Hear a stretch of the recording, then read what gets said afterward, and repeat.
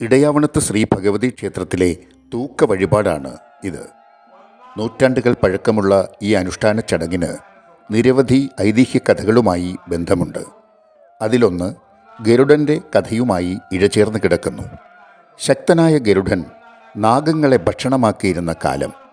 ഓരോ ദിവസവും ഊഴം കണക്കാക്കി നാഗങ്ങൾ ഗരുഡന് ഭക്ഷണമാകാൻ എത്തിയിരുന്നു. ഒരു ദിവസം എത്തേണ്ടിയിരുന്നത് ശംഖചൂഡൻ എന്ന നാഗബാലനായിരുന്നു.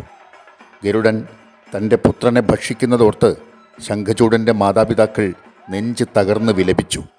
ഈ സമയത്താണ് ജീമൂതവാഹനൻ എന്ന ബ്രാഹ്മണ യുവാവ് അവിടെ എത്തുന്നത്. ശംഖചൂഡന് പകരം താൻ ഗരുഡൻ്റെ ഭക്ഷണമാകാം എന്ന് പറഞ്ഞ് ഗരുഡൻ നാഗങ്ങളെ ഭക്ഷിക്കാൻ എടുക്കുന്ന സ്ഥലത്ത് ജീമൂതവാഹനനെത്തി ഒരു പട്ടും മൂടി അങ്ങനെ കിടന്നു.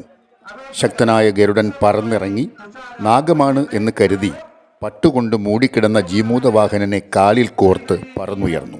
സ്ഥിരമായി ഭക്ഷണം കഴിക്കുന്ന സ്ഥലത്തെത്തി ഭക്ഷിച്ചു തുടങ്ങുമ്പോഴാണ് ഇത് നാഗമല്ല എന്നു ഗരുഡൻ അറിഞ്ഞത്.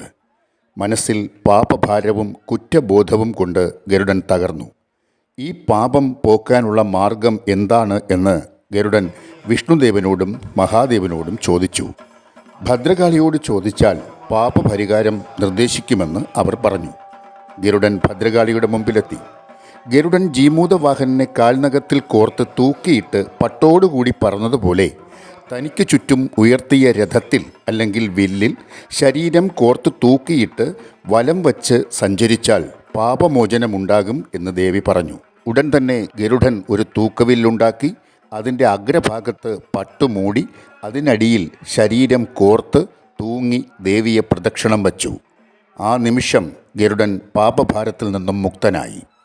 ഇന്നും ഈ വിശ്വാസകഥ ഹൃദയത്തോട് ചേർത്ത് പിടിച്ചുകൊണ്ട് നമ്മൾ ദേവിയുടെ തിരുമുമ്പിൽ തൂക്കം നേർന്ന് കൊടിയ പാപത്തിൽ നിന്നും മോചനം നേടി ജീവിത സൗഖ്യം കൈവരിക്കുന്നു.